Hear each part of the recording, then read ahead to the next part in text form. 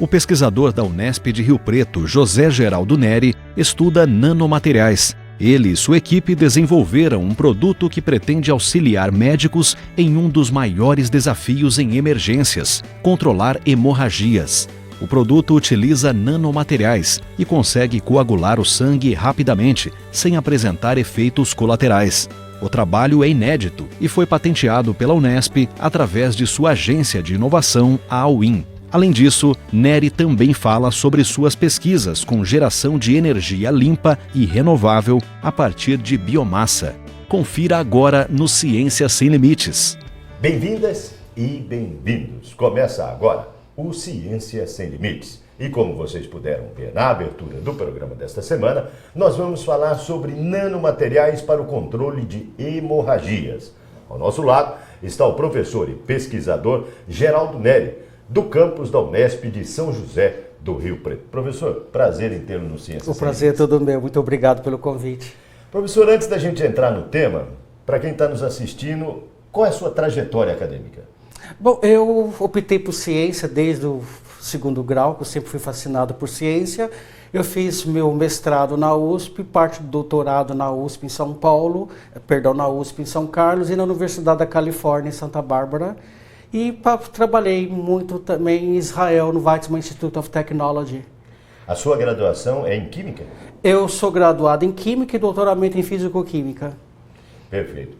Agora, detalhadamente, o que são esses nanomateriais usados para estancar a hemorragia, ou seja, o controle hemorrágico? Bom, a minha especialização do meu grupo de pesquisa é o desenvolvimento de novos materiais. Nós trabalhamos com óxidos, óxidos, diversos tipos de óxidos na escala nanométrica. A escala nanométrica é para o público leigo, imagina, para ter uma noção do que seria uma dimensão exata, né? Imagine que 1 metro dividido 1 bilhão de vezes. Essa é uma escala nanométrica, Os nossos materiais estão nessa escala. E quando eles estão nessa escala, muitas das propriedades físico-químicas deles mudam drasticamente, E daí que eles podemos ter várias aplicações. Então, no nosso caso, esses materiais que nós sintetizamos, devido às suas propriedades, nós encontramos aplicações para eles, tanto para o desenvolvimento de energia limpa e renováveis, como biocombustível, bioquerosene, ou também para aplicação na medicina, na saúde pública. No caso, um assunto que nos interessa muito é a hemorragia. Como estancar a hemorragia num caso grave de acidente ou numa cirurgia, a ponto de dar aos médicos, aos cirurgiões, o tempo hábil de contornar essa situação drástica. Quer dizer, na realidade, quem está nos vendo, o senhor tem duas vertentes. Uma é energia limpa e renovável. A outra é direcionada à área da saúde. Perfeito. Mas tudo trabalhando com nanomateriais. Exatamente. A minha preocupação, que eu sempre passo para meus alunos eles vão viver no século XXI.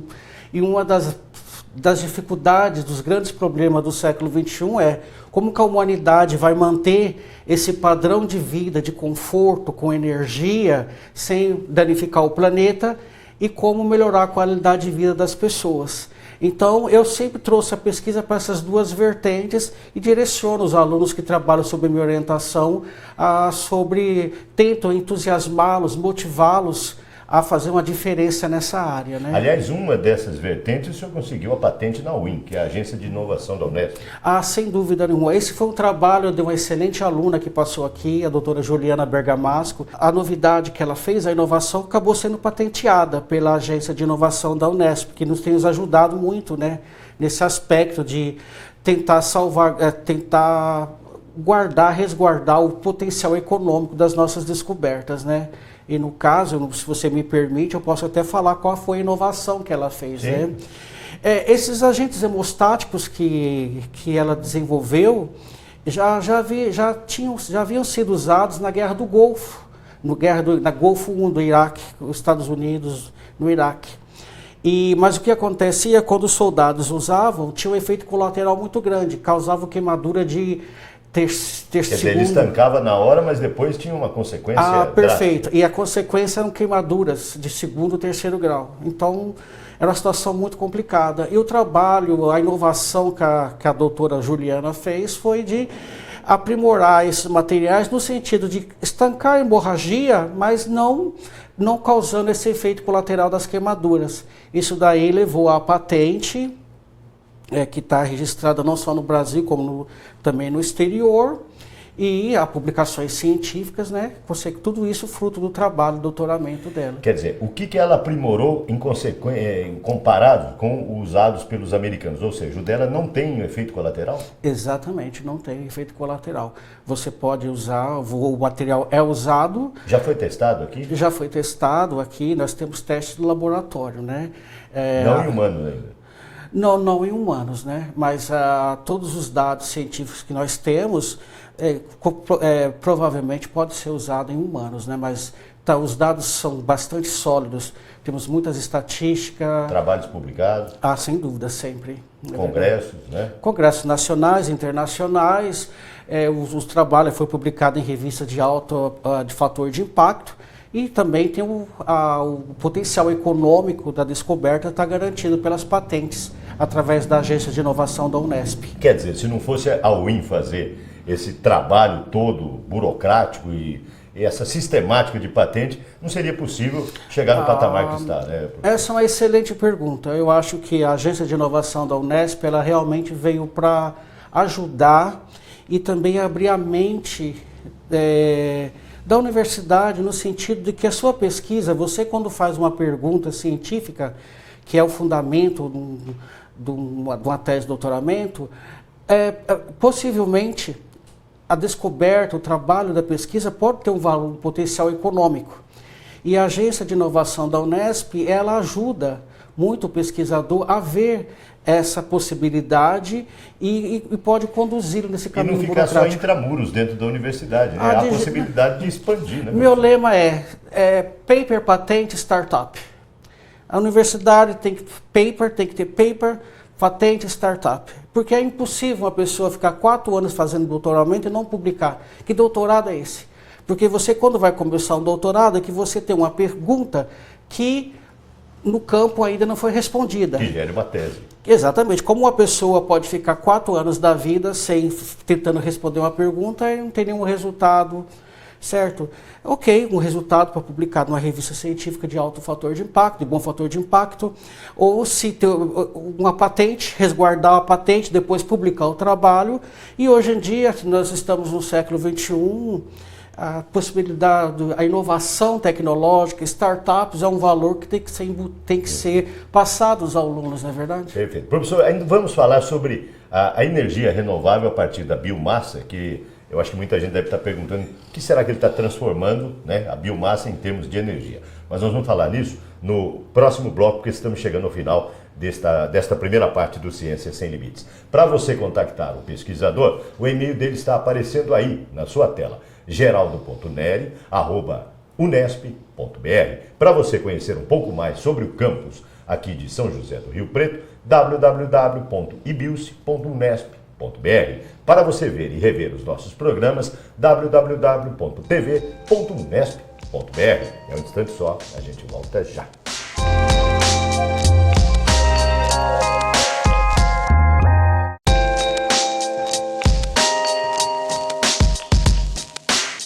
Está de volta o Ciência Sem Limites. E como vocês podem ver, o assunto do programa desta semana, nós estamos falando em nanomateriais para o controle de hemorragias. Estamos falando também sobre energia limpa, energia renovável a partir da biomassa. Ao nosso lado está o professor e pesquisador Geraldo Neri, do Departamento de Física do campus de São José do Rio Preto, da Unesp, o IBILCE.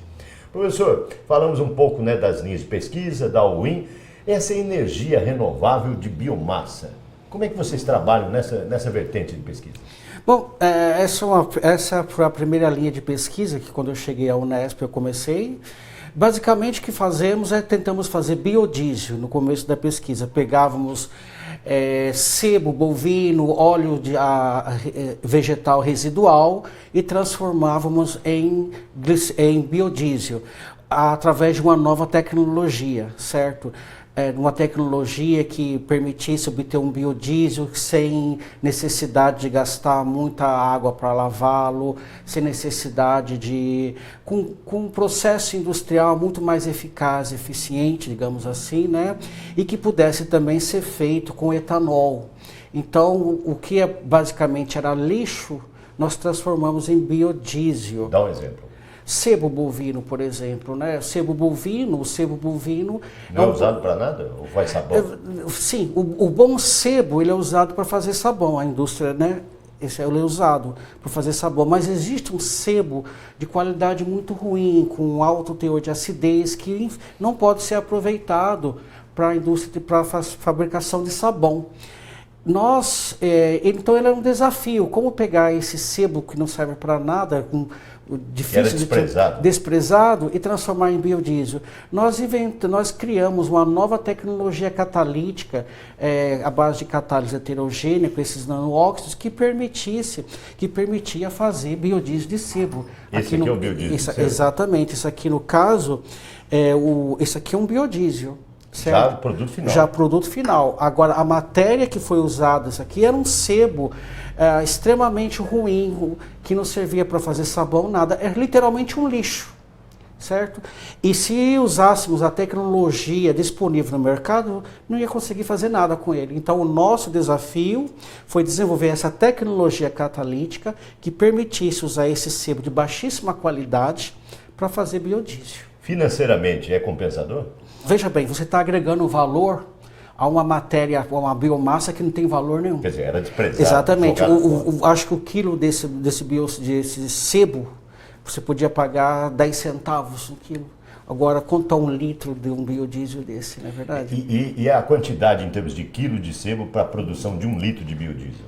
Esse processo químico chama-se transesterificação. Então, para cada 1 quilo de sebo, você faz 900 gramas de biodiesel. É extremamente rentável. Rentável, e faz 100 gramas de glicerol, que é uma outra biomassa. E o glicerol é usado para quê? O glicerol, essa é uma pergunta muito interessante. Como o Brasil vem tendo uma política sistemática de implementação do biodiesel, o subproduto, né, do biodiesel é o glicerol, que é uma molécula fascinante, mas que, devido à grande produção, já caiu muito valor e tem excesso no país. E pegar essa molécula e transformar em produtos químicos com valor agregado é um desafio. E nós também entramos nesse ramo de transformar... Mas por enquanto ainda não... Não, muito pelo contrário, nós conseguimos transformar glicerol em ácido acrílico. Desenvolvemos um catalisador, então fazemos o biodiesel e do glicerol fazemos ácido acrílico. Certo? Esse daí foi um trabalho conjunto. E esse ácido é usado pela indústria? Sem dúvida, o ácido acrílico é muito usado nessas indústrias. Você vê de fraldas de bebê, essa fralda descartável, não é verdade? No Brasil agora temos uma planta de ácido acrílico lá no polo petroquímico de Camaçari. Mas o interessante é que nós fizemos isso aí num só pote, digamos assim. Fizemos numa só etapa esse ácido acrílico, um trabalho conjunto que fizemos junto com o professor Leandro em Araraquara, e também temos a patente pela UIM. Perfeito. O senhor tem um aluno que pertence a seu grupo que trabalha com esse material. Perfeito. É o Alex? É o Alex Henrique Miller. Vamos ver o que ele tem a dizer? Sim, pois não. Roda o VT.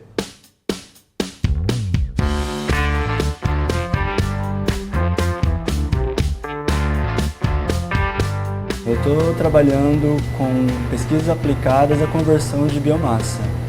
Em específico, no meu doutorado, eu estou com o projeto FAPESP, que engloba a transformação do coproduto de biodiesel, que é o glicerol, para a transformação desse coproduto com o uso desses nanomateriais modulados. Esses nanomateriais são moduláveis e você consegue fazer com que eles sejam aplicados a diversas tipos de reações químicas diferentes, ou seja, é um material que você pode usar tanto para a produção de biodiesel ou para a transformação do seu coproduto, que é o glicerol. Essa modulação é diferenciada e você consegue fazer essa aplicação e atrair o uso desse tipo de catalisador, fazer com que ele seja valorizado. No caso, você consegue baratear o material e aumentar o interesse da indústria.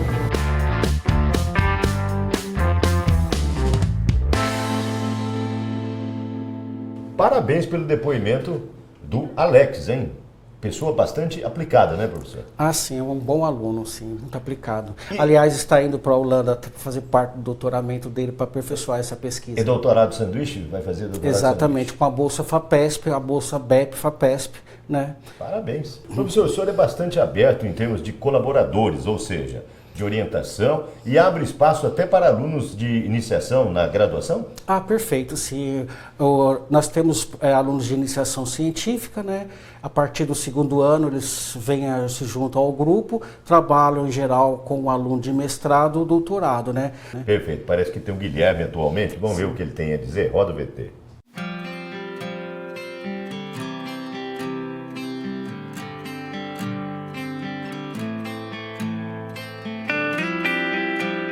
Eu estou aqui há 2 anos já com o professor Geraldo no laboratório, iniciação científica, e já estou com a bolsa PIBIC, né, do CNPq.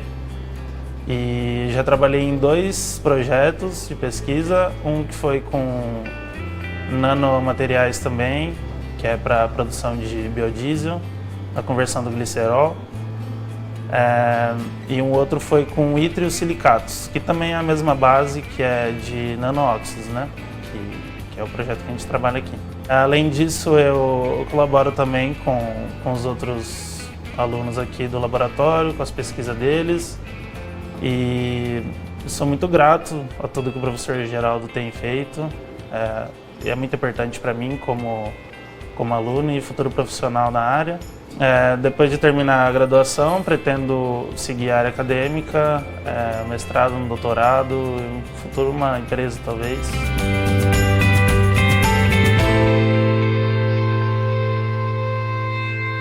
Parabéns, hein? Na graduação, fazendo iniciação científica, interessante o depoimento do Guilherme, né, professor? Ah, sim, é um aluno muito aplicado e é bom ver o interesse deles crescendo ano a ano com a pesquisa. Perfeito. Chegamos ao final de mais um bloco do nosso Ciência Sem Limites. Nós vamos para um breve intervalo e voltamos na sequência. Um instante só.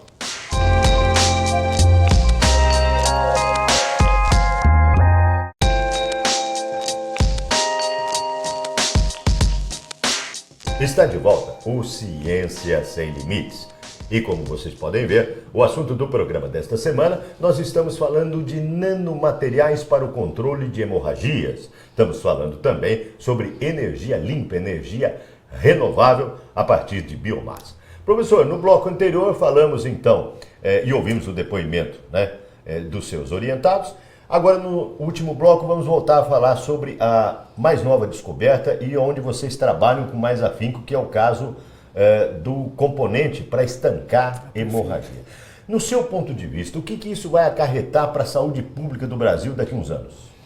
Em termos de benefício, lógico. Perfeito, obrigado pela pergunta. Não, eu acho que todo avanço tecnológico na parte de hemorragias, ele é muito bem-vindo. Exatamente porque são situações drásticas que acontecem nas salas de emergências, em acidentes de carro, em situações em que a vida humana está em risco e que o primeiro socorro é realmente estancar a hemorragia para dar tempo da pessoa chegar no hospital ou o cirurgião salvar a vida do paciente, né? E esses materiais que nós desenvolvemos aqui, até agora não existiam no Brasil. Então nós somos o primeiro grupo a desenvolver esses materiais no país, certo?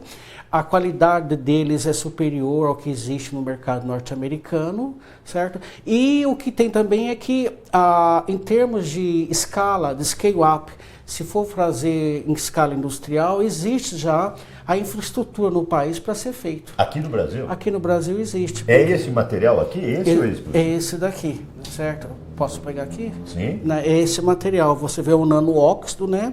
Que temos aqui. E ele é de uso tópico. Basta você simplesmente colocar onde está tendo a hemorragia. Ele, por um processo, ele começa a acelerar a cascata de coagulação, acelerando essa cascata, fazendo a coagulação acontecer mais rápido. E o que é mais, uma coisa extremamente importante é que o coágulo formado tem uma resistência muito grande, porque não é apenas estancar a hemorragia, mas o coágulo que forma, ele tem que ser forte, porque ele não pode se romper e começar tudo de novo. Tem que aguentar a pressão do sangue. Tem que aguentar, sair, exatamente, né? Porque imagina um cirurgião fazendo o seu trabalho, forma-se o coágulo e de repente ele estoura. Então ele tem que ter uma elasticidade muito considerável. E esse material, os nossos estudos indicam que ele tem uma elasticidade muito boa. Isso é extremamente importante do ponto de vista cirúrgico. Não só acelerar, fazer a coagulação começar muito mais rapidamente, mas também o coágulo ser resistente. Podemos dizer que esse trabalho, essa pesquisa, essa descoberta é de vanguarda, é inédita no Brasil? No Brasil, a primeira patente do uso de zeólitos, desses nanoóxidos zeolíticos, é da Unesp, aqui do grupo de pesquisa da Unesp, certo? E os nossos dados indicam que eles são superiores ao que os americanos usaram na guerra. Quer dizer, quem está em casa pode estar fazendo a seguinte pergunta. A gente sabe que pesquisa não é da noite para o dia que ele vai para o mercado consumidor, né? Mas no seu ponto de vista, daqui quanto tempo o senhor acredita que esse componente já patenteado pela Unesp possa estar beneficiando os seres humanos? Nesse aspecto, a gente trabalha muito próximo da AWIN, né, participando dos eventos promovidos pela AWIN, para levar até os possíveis empresários que queiram financiar, né, a explorar essa patente. Porque do ponto de vista industrial, scale-up, de fazer escalas maiores... Econômico até? Sim, econômico, eu digo assim, de sair da bancada do laboratório e para uma planta industrial, é um processo perfeitamente viável, certo? Então, o quão rapidamente vai estar no mercado e depende de quantas... Da iniciativa privada. Né? E nesse aspecto, a UIN, ela também é muito inovativa e, digamos, agressiva, porque ela tenta colocar a nossa tecnologia à disposição dos empresários. Então, sempre tem eventos onde ela leva todas essas nossas inovações e nós temos contato com os empresários. Muitas empresas se interessaram, né? Já conhecem essa tecnologia, mas é um trabalho de formiguinha, não é verdade? Porque... Aliás, professor, com esse material, o senhor tem 2 alunos que pesquisam nanomateriais. A Janine, que parece que está indo para o exterior, e tem um colombiano. Perfeito. Né? Oscar. Exatamente. Nessa área de nanomateriais aplicados à saúde, tem a Janine Contro, que ela trabalha com nanomateriais para serem usados como agentes de contrastes em imagem. Ela está indo para o Texas agora, nos Estados Unidos, onde ela deve ficar há 1 ano, né, trabalhando no hospital da Universidade do Texas, Houston. E o Oscar, que veio da Colômbia, também para juntar esforços. Vamos ver o depoimento dos dois? Será um prazer. Roda o VT.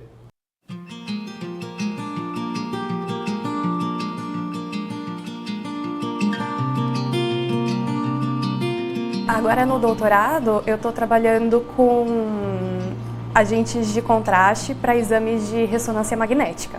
Então já existem alguns no mercado, mas eles acabam tendo efeito colateral em quem usa, que eles acabam tendo que tomar antes de exame. E a gente está tentando fazer alguma coisa com esses nanóxidos que todo mundo aqui trabalha, e eles são trocados ionicamente com gadolínio.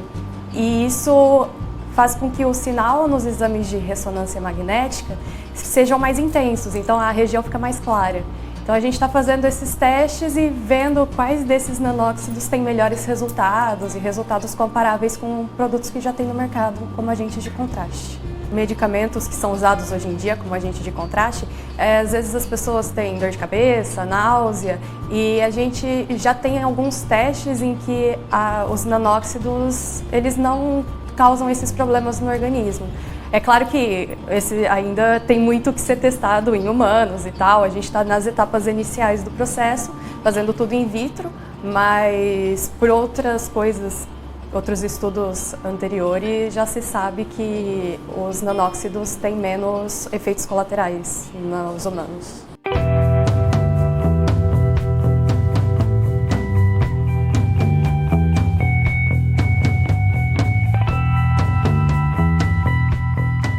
sou da Colômbia, eu venho aqui a realizar a pesquisa com o professor Geraldo aqui na IBILSE sobre agentes hemostáticos.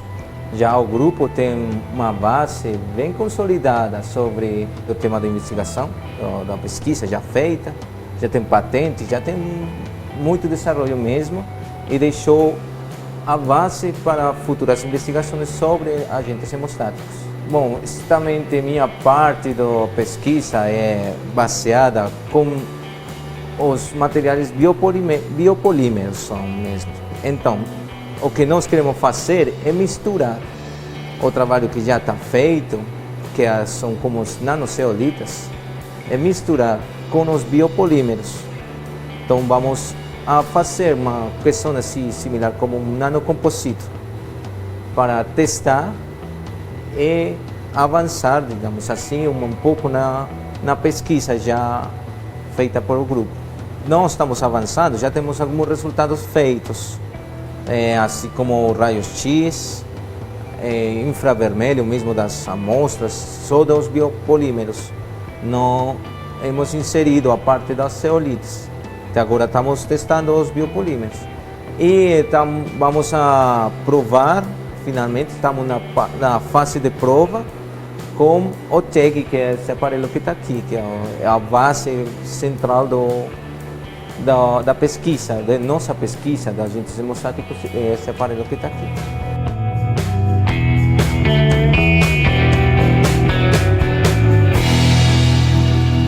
Parabéns pelo depoimento dos seus orientados, né, professor? Nós estamos chegando ao final do nosso programa, mas uma coisa que muita gente pode estar perguntando: o senhor tem uma visão extremamente global de extramuros de universidade, ou seja, os seus orientados, os seus alunos, os seus pesquisadores, eles saem da universidade e partem para a iniciativa privada com muito embasamento, né? Se tornam empresários.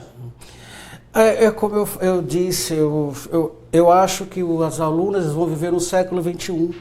E o século XXI traz muitos desafios para essa juventude, para essas pessoas que estão se formando. Então, o que eu tento fazer, eu tento dar o máximo possível de embasamento científico, tecnológico, mas mostrando a eles que existe vida inteligente fora da universidade também. Então, a minha satisfação é ver meus ex-alunos que aprenderam o que tiveram de aprender, passaram por todo o estresse numa tese de doutoramento, de escrever patente, de escrever artigos científicos e depois foram para a iniciativa privada começar suas próprias empresas, startups, aproveitando muito esses programas da FAPESP, de PIP, né, e outros. Então, começando as suas próprias empresas com bases tecnológicas totalmente diferentes do que aprenderam, mas o pensamento científico, a inovação, a ousadia e a vontade de se fazer a diferença, né? Então, isso me deixa muito contente de eu ver um aluno pegando esse conhecimento e transformando a vida dele e os que estão à volta deles. E com sucesso, né? Bastante sucesso. Parabéns, professor. Obrigado. Obrigado pela nossa conversa. Obrigado pelo seu tempo e pela oportunidade. Para você contactar o pesquisador, o e-mail dele está aparecendo aí na sua tela, geraldo.neri@unesp.br. Para você conhecer um pouco mais sobre o IBILSE, o campus de São José do Rio Preto, www.ibilse.unesp.br. Para ver e rever os nossos programas, www.tv.unesp.br. Ponto final em mais um Ciência Sem Limites. No próximo programa, uma nova pesquisa, um novo pesquisador. Até lá!